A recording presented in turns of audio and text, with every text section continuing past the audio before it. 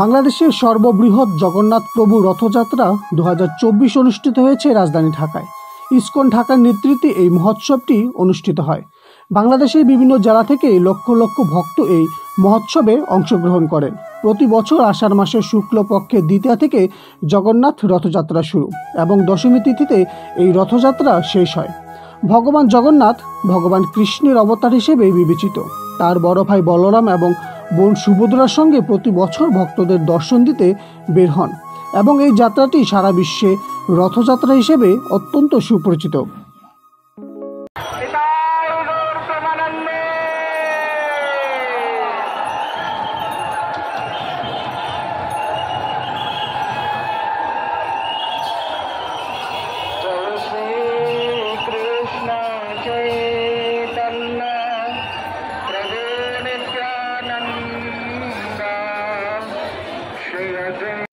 ধর্মীয় বিশ্বাস অনুসারে একবার বোন সুভদ্রা তার ভাই কৃষ্ণ এবং বলরামের কাছে শহরটি দেখার ইচ্ছা প্রকাশ করেছিলেন। এরপর উভয় ভাই তার বোন সুভদ্রার জন্য একটি বিশাল রথ প্রস্তুত করেন এবং তাতে চড়ে তিনজনই শহর ভ্রমণে বের হন। পথে তিনজনই গুন্ডিচায় তাদের মাসির বাড়িতে 7 দিন অবস্থান করেছিলেন এবং শহর ভ্রমণ শেষে পুরীতে আবার ফিরে আসেন। এরপর থেকে প্রতি বছর 3 ভাই বোন রথে চড়ে শহরে ভ্রমণ বের হন এবং মাসির বাড়ি গুন্ডিচা মন্দিরে যান। এর মধ্যে দাদা বলরামের রথ থাকে সবার সামনে, বোন সুভদ্রার রথ থাকে মাঝখানে এবং প্রভু জগন্নাথ দেবের রথ থাকে সবার পিছনে।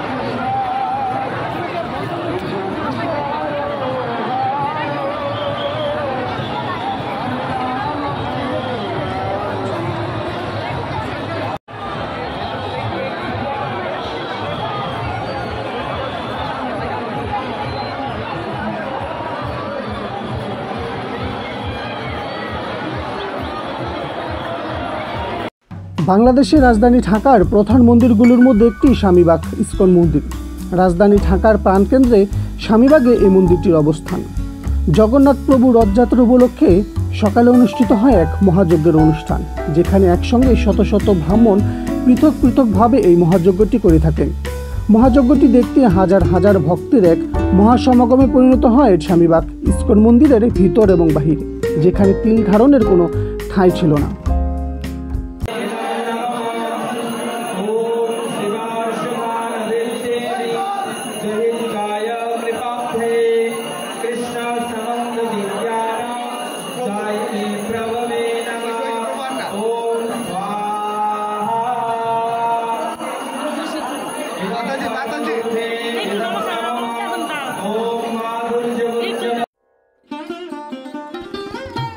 জগন্নাথ দেব যে রথে চড়ে মাসির বাড়ি যান তার নাম নন্দীঘোষ।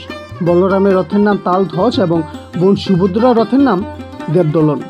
ভক্তের মনে প্রচলিত বিশ্বাস রয়েছে যে রথের রশি একবার ছুঁতে পারলে প্রচুর পুণ্য লাভ হয়। সে কারণে রথের রশি একটু স্পর্শ করতে অনেক সময় হুড়ুহুড়ি পড়ে যায় ভক্তের মাঝে। হিন্দু ধর্মের বিশ্বাস অনুসারে জগন্নাথ দেবের রথ হল স্বয়ং দেবতার মূর্ত প্রতীক। তাই রথের সামনে রাস্তার উপরই ষষ্ঠাঙ্গে লুটিয়ে পড়ে প্রণাম করেন বহু মানুষ। বাংলাদেশের প্রত্যেকটি ইস্কন মন্দির এবং অন্যান্য কৃষ্ণ মন্দির থেকে জগন্নাথ প্রভুর রথযাত্রা বের হয়। ভক্তদের মনে বিশ্বাস রয়েছে যে রথের রশি একবার স্পর্শ করতে পারলেই সমস্ত পাপ মুছে যায় এবং জন্ম মৃত্যুর শৃঙ্খল থেকে মুক্তি পাওয়া যায়। অর্থাৎ মনে করা হয় যে ব্যক্তি রথের রশি টানার সুযোগ পায় তাকে পুণ্যজন্মের কষ্ট পেতে হয় না।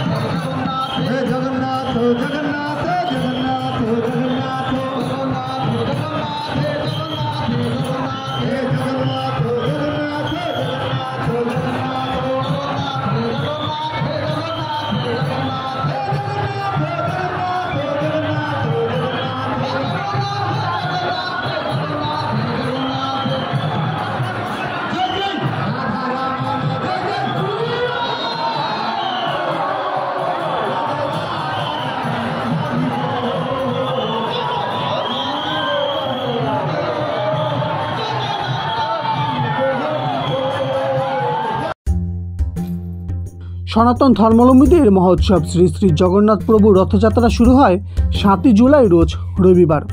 এই দিন বিকাল 3 ঘটিকায় রাজধানীর স্বামীবাগ ইস্কন মন্দির থেকে এক বিশাল রথযাত্রা শুরু হয়।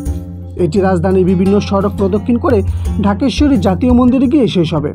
ধর্মীয় এই উৎসবটি ঘিরে স্বামীবাগ ইস্কন মন্দির এবং ঢাকেশ্বরী জাতীয় মন্দিরে লক্ষ লক্ষ ভক্তের আগমন ঘটে।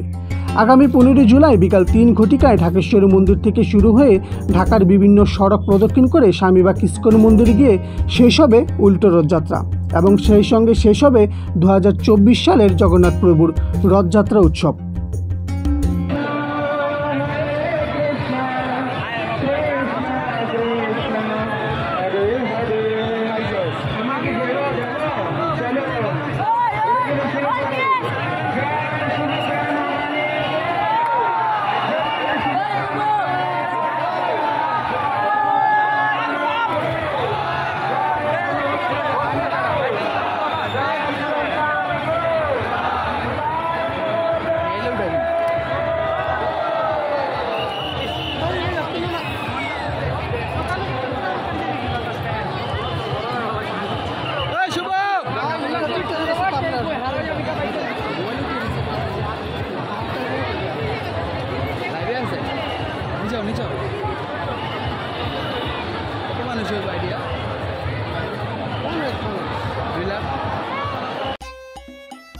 রবিবার সকাল থেকেই বিভিন্ন সাজে আসতে শুরু করেন কৃষ্ণ ভক্তরা। বেলা 3টার পর থেকে শুরু হয় রথের রশি টানা। বিভিন্ন বাদ্যযন্ত্রের তালে নেচে গেয়ে ঢাকেশ্বরী জাতীয় মন্দিরের উদ্দেশ্যে একসঙ্গে রওনা দেয় লক্ষ লক্ষ ভক্ত। হাজারো কণ্ঠে উলুধ্বনি, মুখে জয় শ্রীকৃষ্ণ, জয় শ্রীরাম, জয় প্রভু জগন্নাথের ধ্বনিতে মুখরিত হয়ে ওঠে ঢাকার বাতাস।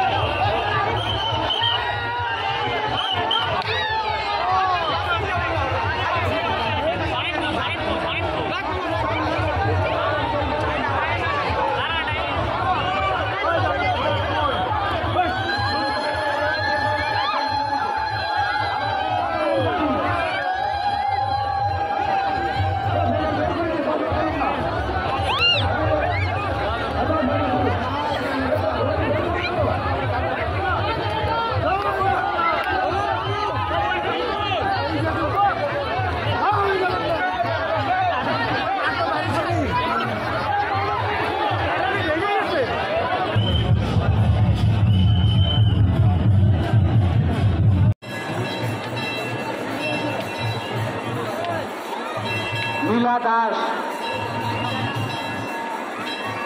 লীলা ঢালি গেছেন, সবাই মাইক্রোফোনের সামনে চলে আসেন।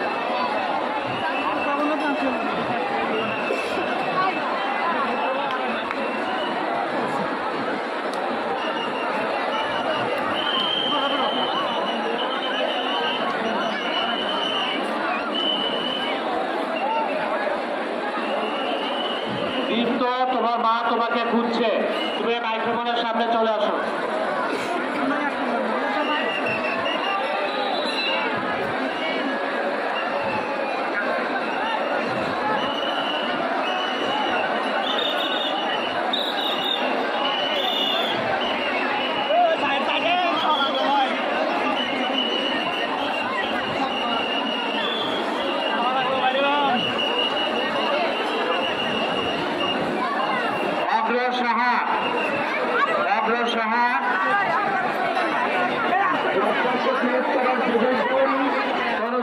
সাহা কাছাকাছি কেউ আসবেন না, তোমাকে খুঁজছে, তুমি রথের কাছাকাছি এখনই কেউ আসবেন না, রথটা একটু ক্লোজ করার সুযোগ দিন।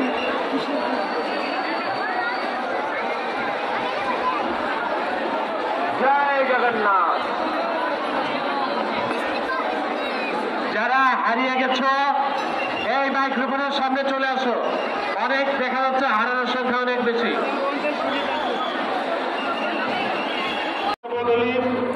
অল্প কিছুক্ষণের মধ্যে ঢাকেশ্বরী জাতীয় মন্দির প্রাঙ্গণে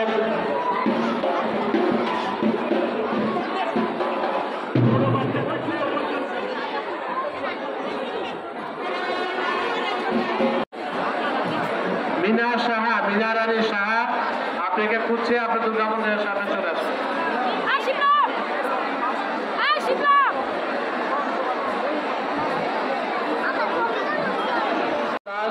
তোমার বোন তোমাকে খুঁজছে,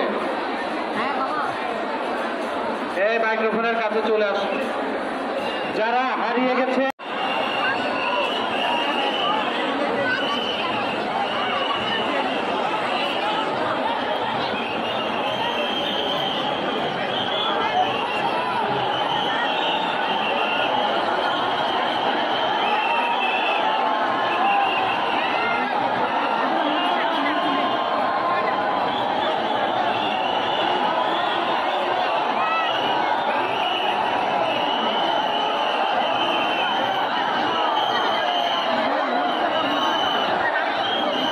মিছিলে যারা এইমাত্র প্রবেশ করেছেন তারা মূল মন্দির প্রাঙ্গণে চলে যান, এখানে ভিড় করবেন না।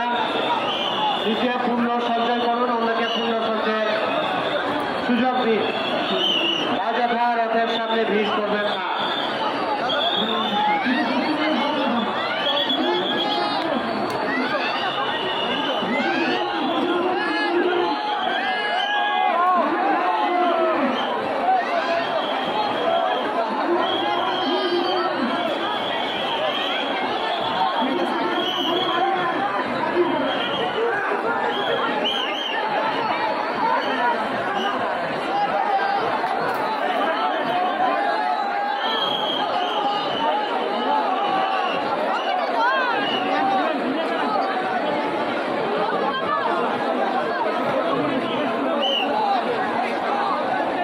হয়ে গেছে, দয়া করে মোটরটি ছেড়ে দাও।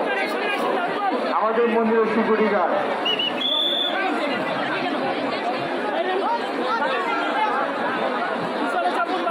নতুন বিল্ডিংয়ের লাইটটি জ্বালিয়ে দেওয়ার জন্য অনুরোধ করছি।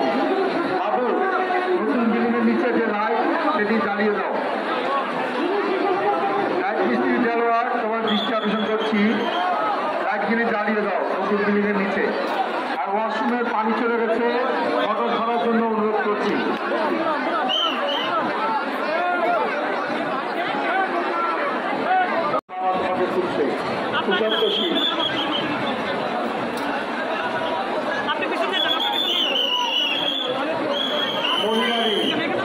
মনিরানী, তোমার মালিক তোমাকে খুঁজছে, তোমার কাছে এসেছো, চলে আসো।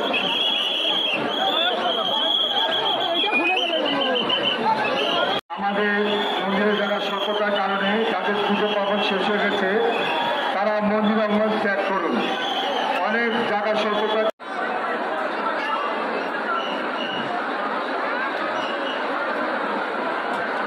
আনন্দময়ী দেবী দাসী, আপনার স্বামীকে আপনাদের খুঁজছে। আনন্দময়ী দেবী দাসী।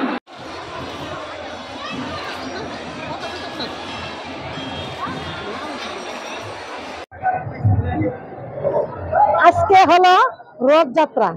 রথযাত্রা ধৈরা আইছি তোমার ঢাকা শনিবারই, তো এই কাঠের গাছটা নিয়ে রথযাত্রা পাইছি।